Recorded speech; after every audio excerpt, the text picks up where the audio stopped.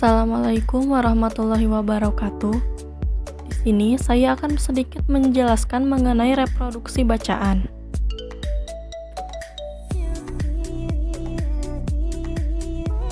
Nah, apa itu reproduksi bacaan? Reproduksi bacaan adalah kemampuan untuk mengolah sumber bacaan dan menyajikan dalam bentuk tulisan yang berbeda dari tulisan aslinya. Reproduksi bacaan terdiri dari beberapa macam. Yang pertama adalah ringkasan. Ringkasan atau presis merupakan upaya untuk menyajikan suatu tulisan yang panjang dalam bentuk singkat dan padat. Kata presis sebenarnya berarti memotong atau memangkas. Adapun bacaan yang dapat diringkas dapat berupa buku, bab di dalam buku atau artikel, makalah atau skripsi. Panjang ringkasan berkisar 1/5 atau 1/10 dari karangan asli. Kemudian yang kedua yaitu ikhtisar. Ikhtisar merupakan kegiatan menyusun intisari bacaan aslinya. Ikhtisar sebaiknya disusun setelah menghasilkan ringkasan. Dalam penulisan ikhtisar, bentuk dari ikhtisar tidak perlu mempertahankan urutan isi dari karangan aslinya. Bentuk dari ikhtisar lebih bebas daripada bentuk ringkasan. Adapun ciri-ciri dari ikhtisar, yang pertama tidak mempertahankan urutan gagasan. Kedua, bebas mengkombinasikan kata-kata asal tidak menyimpang dari inti. Ketiga, tujuannya untuk mengambil inti. Perbedaan ringkasan dengan ikhtisar. Ringkasan dalam urutan isi tetap dipertahankan seperti naskah asli. Dalam sudut pandang, yaitu asli dari penulis. Perbandingan bagian bab tetap dipertahankan secara proporsional. Ilustrasi tidak diperlukan. Kemudian ikhtisar. Urutan isinya tidak perlu berurutan, dapat langsung ke inti atau pokok masalah dan pemecahannya, atau dari yang dianggap penting ke yang kurang penting. Dari sudut pandang, ada unsur gaya personal dari penyusun ikhtisar. Dalam perbandingan bagian bab, tidak perlu proporsional. Dalam ilustrasi dapat diberikan asalkan mendukung isi. Yang ketiga yaitu resensi. Resensi adalah tulisan atau ulasan mengenai nilai sebuah hasil karya atau buku. Tujuan resensi adalah menyampaikan kepada para pembaca apakah sebuah buku atau hasil karya itu patut mendapatkan sambutan dari masyarakat atau tidak. Resensi akan menjadi petunjuk bagi pembaca untuk memutuskan apakah tulisan tersebut patut dibaca lebih dalam atau tidak.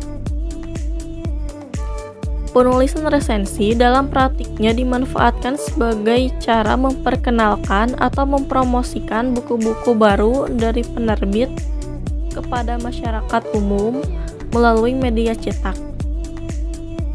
Yang keempat yaitu rangkuman. Secara umum, dapat dikatakan bahwa rangkuman merupakan bentuk ringkasan atau risalah dari tulisan asli. Secara khusus, rangkuman adalah bentuk-bentuk tulisan yang mengikhtisarkan dengan menggunakan kata-kata perangkum sendiri. Rangkuman adalah bentuk ringkasan yang bersifat menyeluruh, padat, dan memuat unsur utama dalam bacaan.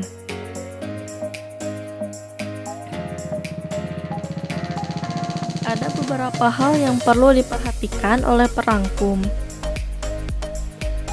Yang pertama, rangkuman hanyalah mengungkapkan gagasan pokok atau bagian-bagian penting dari tulisan asli.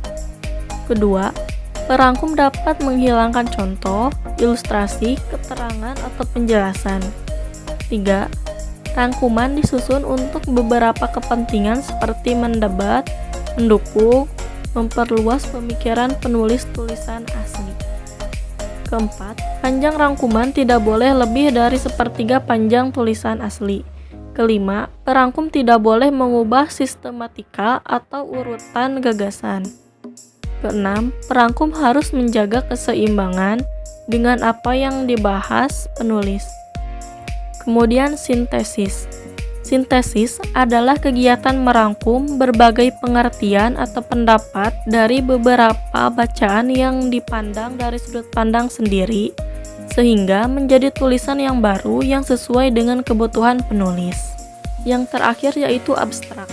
Abstrak adalah suatu ringkasan isi dari suatu karya tulis ilmiah yang berfungsi sebagai alat bantu seorang pembaca agar bisa mengerti inti dari tujuan seorang penulis. Panjang abstrak tidak lebih dari 1 hingga 2 paragraf atau berkisar 150 atau 400 kata dan dicantumkan teratas dan terdepan sebelum bab latar belakang atau pendahuluan.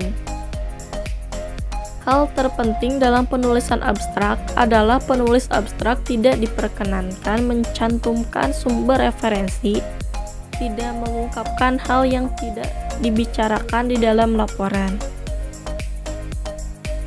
Kemudian jenis-jenis abstrak. Yang pertama, abstrak informatif. Ini adalah jenis abstrak yang menyajikan informasi dan data secara lengkap sehingga pembacanya tidak harus membaca tulisan aslinya, kecuali bila ingin menggalinya lebih dalam. Kedua, abstrak indikatif.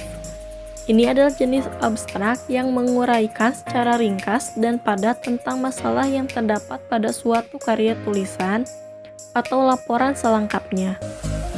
Tujuan dari abstrak indikatif ini adalah untuk menjelaskan isi informasi asli secara singkat, padat, dan hanya menyampaikan indikasi sasaran cakupan tulisan.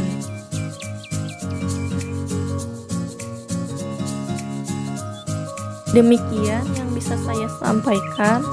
Mohon maaf bila ada kekurangan. Terima kasih atas perhatiannya. Wassalamualaikum warahmatullahi wabarakatuh.